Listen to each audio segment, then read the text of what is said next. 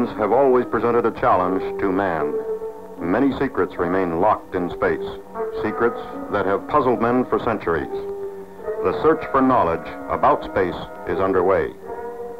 Hundreds of scientific rockets and satellites have been launched. As the information is collected from space, it is made available to people all over the world. Already, startling and practical advances in many scientific fields have resulted.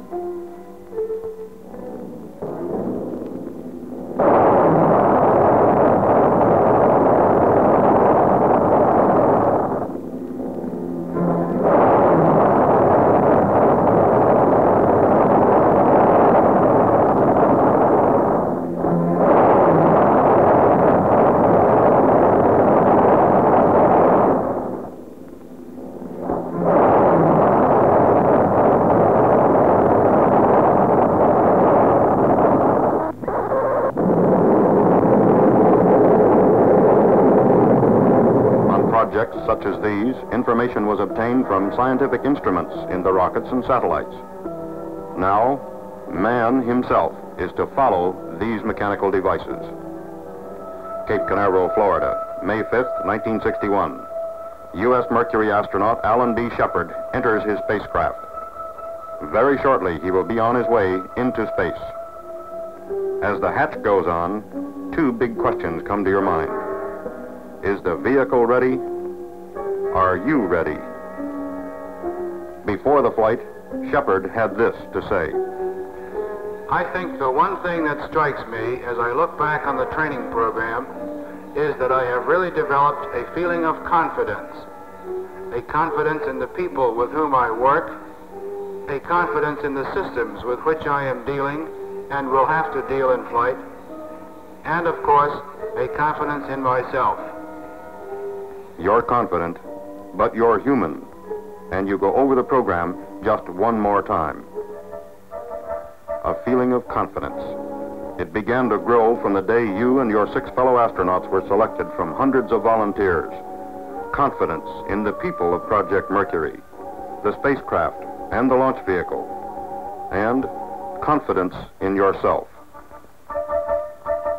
You were involved in the design of the Mercury system almost from the beginning, contributed ideas and modifications. You worked with the engineers, came to know the components and systems like you know your own car. And you followed the tests, test after test after test, to make sure the design did what it was supposed to do.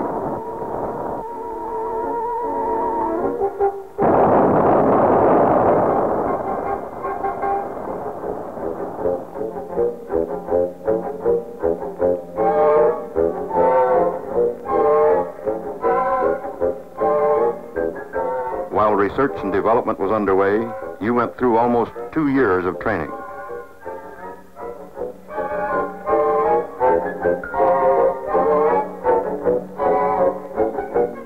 You flew mission after mission in a trainer just like the craft you're sitting in today, became completely familiar with every control and instrument.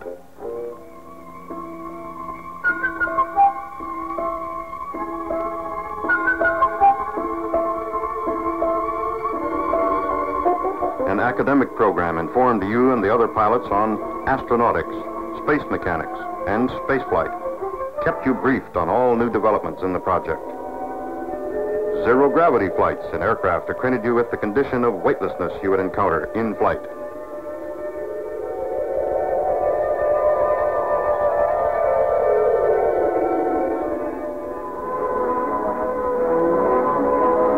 You got in a lot of centrifuge time, too. Today's flight won't submit you to any G-forces you haven't experienced before. The program simulated every possible situation. You know you're ready to react almost automatically.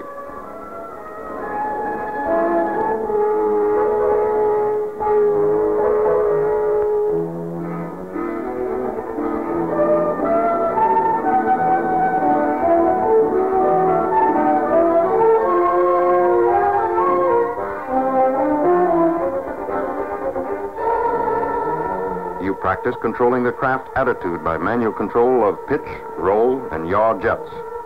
That will be part of your mission today, and you're confident that you can do it.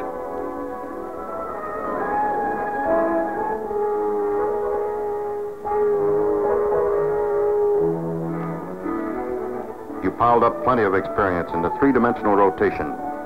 You know that even if tumbling situations occur after separation, you can bring the craft under control with your manual control system. There were continuing flights in high-performance aircraft. They were important to you, too. You're an experienced test pilot. Flying is your business in any type of craft. You remember extensive training in escape and survival techniques.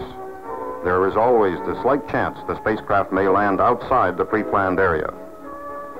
As you sit in the spacecraft, waiting for launch, you know your training has covered every conceivable eventuality, every emergency, no matter how unlikely.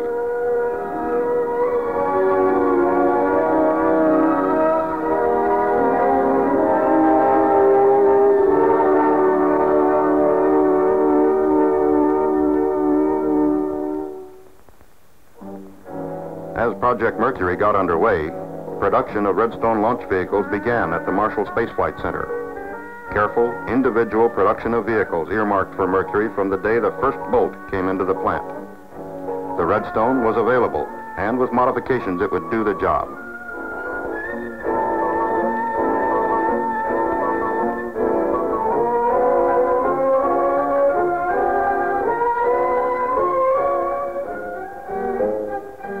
At the McDonnell Aircraft Company plant at St. Louis, just 3 months after project inception, prototype spacecraft production was begun.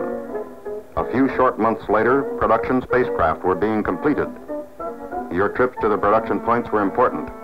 You became thoroughly familiar with the Mercury systems. The closer you got to the system, the more confident you became. You followed the flight test program closely. Components, then systems, then prototypes, then production craft. A pyramid of testing.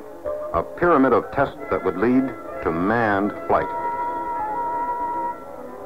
You knew that data and know-how was being gathered to reduce the risk element.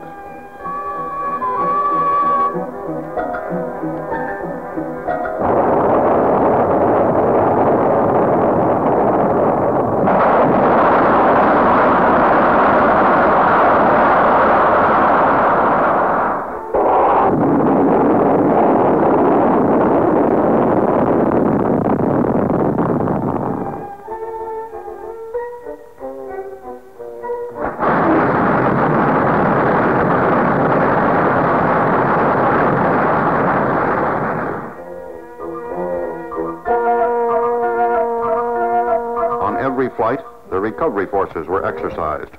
Procedures were developed to locate the craft and retrieve it. It became obvious that the craft would not be in the water very long after landing. A chimpanzee named Ham and 2 monkeys successfully flown in the spacecraft indicated the feasibility of manned flight.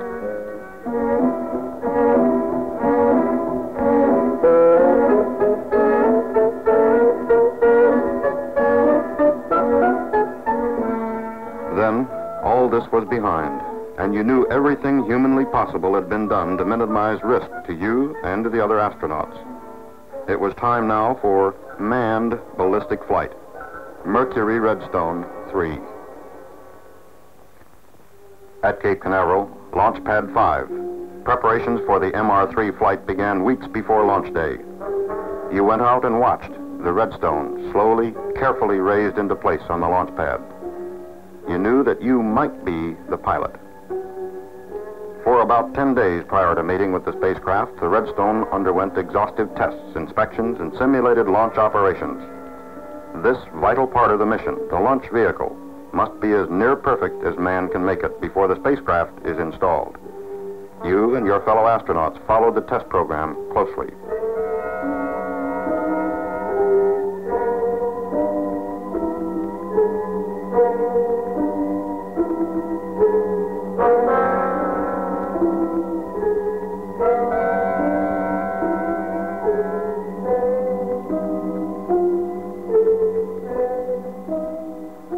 While the Redstone was being checked, the spacecraft underwent test procedures at Hangar S, several miles from the launch pad.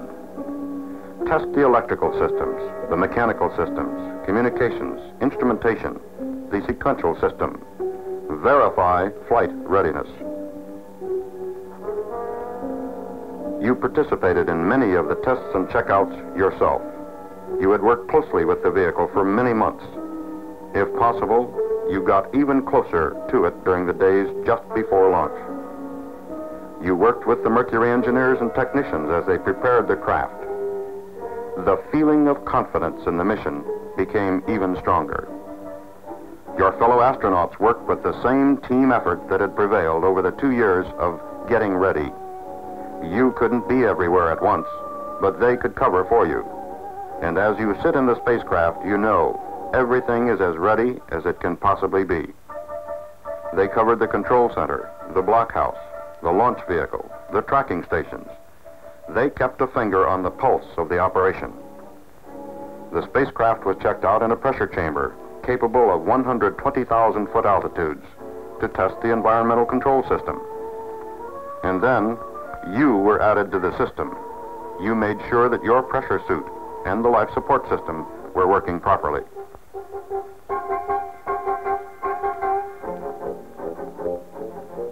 You knew that you weren't just going for the ride. You would be required to gather information, make practical contributions, make sure you collected usable data. You remember the final days in Hangar S, the retro rocket package being installed, and you know the care, the attention to every detail that went into the final servicing. The escape tower with its solid propellant rocket, the system which will pull the spacecraft safely clear of the launch vehicle before a catastrophic failure, either on the pad before launch, during the launch, or while the vehicle is in powered flight. It's a reassuring thought as you go through your pre-launch countdown. When each spacecraft system has been thoroughly checked out, a complete simulated launch and flight operation was run to make certain all the systems worked together as well as individually. And then the Mercury spacecraft was moved to the launch pad to be mated with its launch vehicle. At the pad, the spacecraft was raised to position on top of the vehicle. Now you knew that the final round of testing was at hand. This flight will provide added qualification for the spacecraft and its systems in space and train a pilot for later Atlas-boosted orbital flights.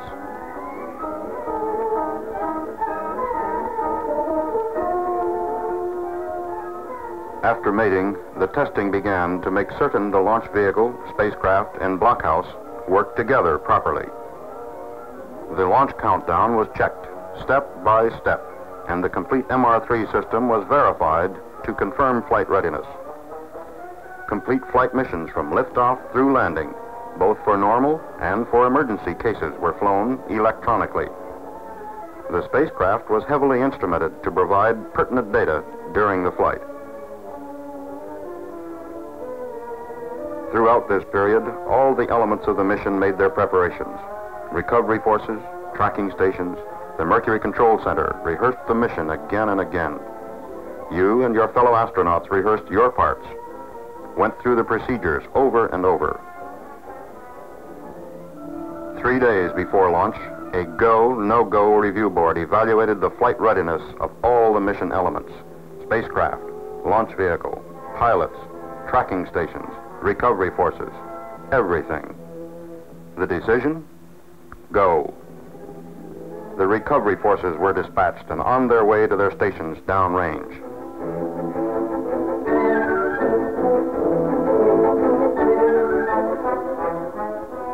May 1st, 1961. Less than 2.5 years from Project Mercury initiation. Countdown for a manned flight was in progress. That's a day that you will never forget. MR3 followed a split countdown, about 4 hours the first day, a little over 6 hours the second day. This procedure helps reduce personnel fatigue. Hydrogen peroxide fueling. This is used in the spacecraft attitude control system. The first day's countdown was completed with this operation. Very early in the morning, May 2nd, the final countdown is underway. Liquid oxygen for the launch vehicle. Before this operation, a meeting had been held to review the weather situation. The weather was marginal, but the decision? Go. At the Mercury Control Center, every detail of the countdown and status of all other elements, such as the recovery forces and the tracking stations, was carefully monitored. The Mercury Operations Director manages the entire flight from the center.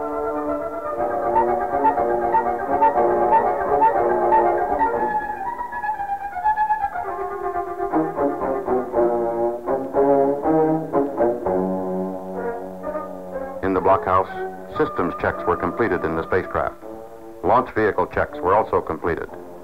The recovery forces were on station in a line along the flight path, ready to retrieve the craft even if there should be an undershoot or an overshoot. You remember the final physical at Hangar S, the feeling that now, at last, the time was almost at hand.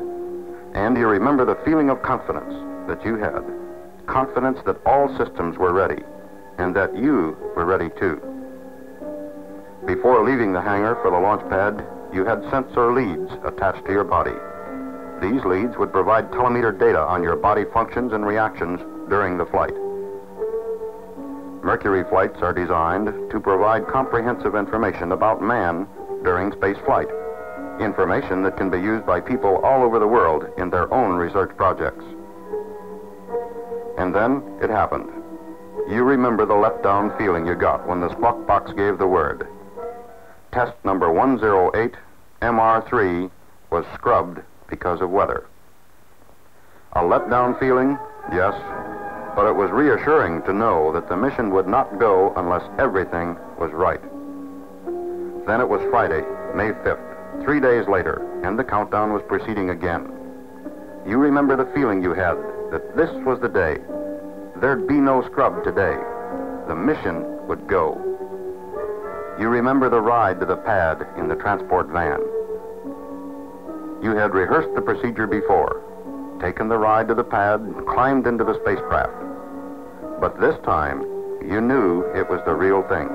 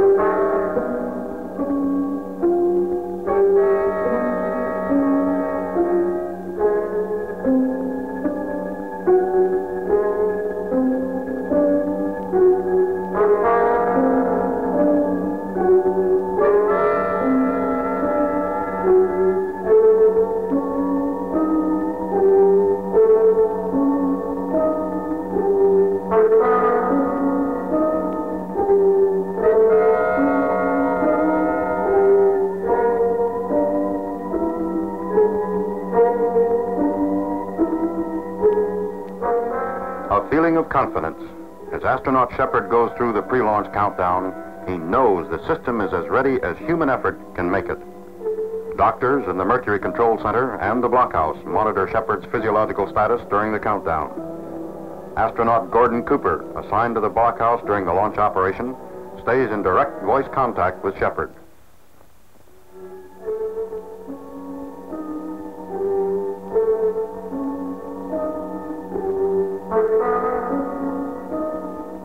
As the gantry is pulled back, the emergency vehicle known as the cherry picker is raised into position. An armored car is located at the pad. It can operate in any terrain. At the viewing stands about 2 miles away, hundreds of press, radio, and television representatives stand by to witness the launch. A helicopter stands by to take a doctor anywhere he might be needed. astronauts Carpenter and Schirra take off to make direct aerial observation of the early portion of your flight.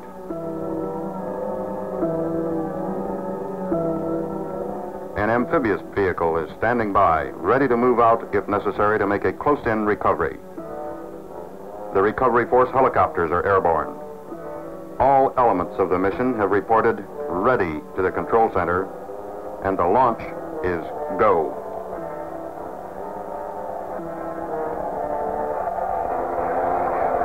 Okay, ready to resume the count? Roger, ready to resume the count. STE, I'm going to turn it over to Stoney, verify. Resume the count. Okay, Stoney, take it over. Roger. 5 seconds.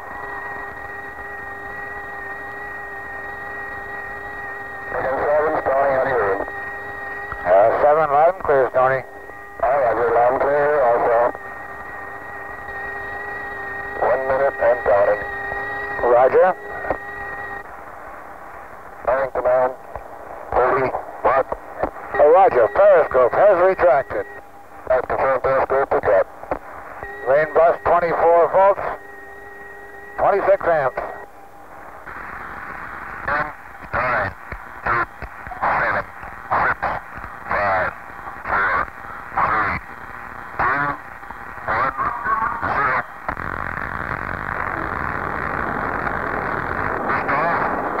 All right, lift off and the clock is started. Yes, sir, reading you loud and clear. This is Freedom 7. The fuel is go, 1.2 G. Cabin at 14 PSI. Oxygen is go.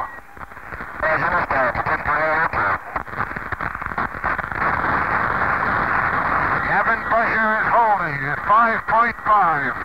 Cabin holding at 5.5. Fuel is go, 2.5 G. Cabin 5.5. Oxygen is go. The main bus is 24, and the isolated battery is 29.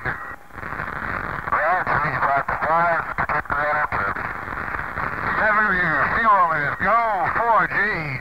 5.5 cabin. Oxygen go. All systems are go.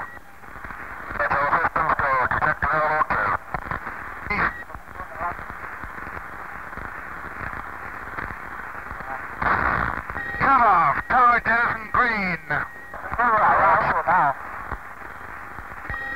Okay, switching to manual pitch.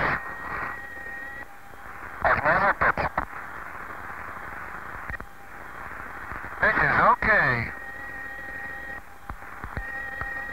Switching to manual yaw.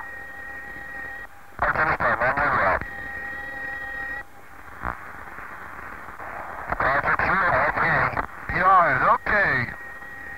Switching manual roll. Roll is okay. On the periscope, what a beautiful view. Cloud cover over Florida, 3 to 4/10 near the eastern coast. Obscures up through Hatteras. Okay, this is Freedom 7. And G build up. 3, 6, 9. Okay. Okay. Okay. Okay. This is 7. Okay.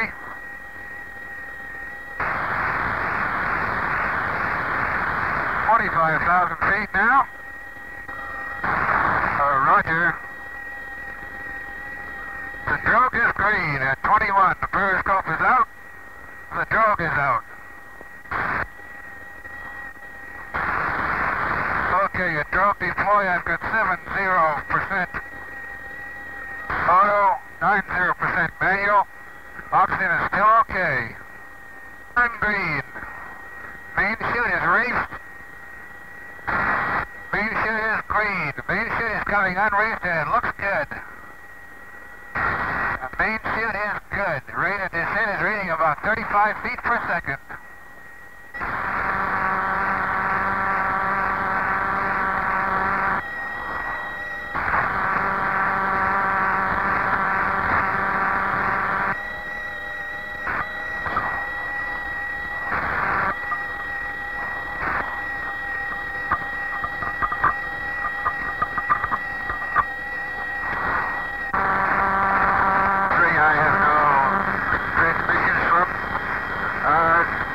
Capcom. Roger. Freedom 7, this is J Capcom. Over. This is 7, go ahead. We have something to transmit at this time. Over. The negative, just relaying my condition is still good. I'm getting ready for impact. Roger.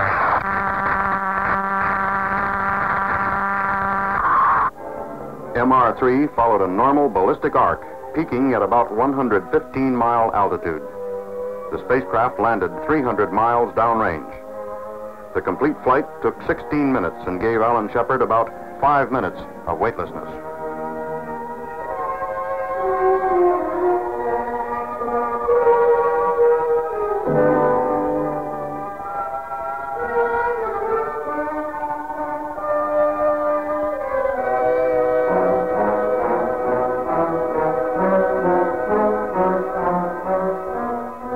Just 11 minutes after the spacecraft landed, Shepard and the craft were on to Lake Champlain. Complete and detailed information on the flight and on Alan Shepard was recorded from launch to recovery. Information to be made available to scientists and interested people the world over.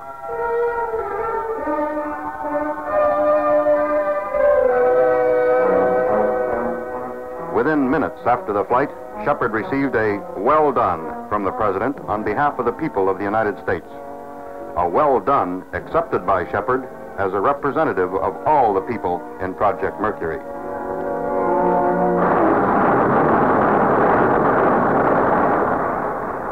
Project Mercury, another step in man's search for knowledge. Freedom 7, another step toward man in space.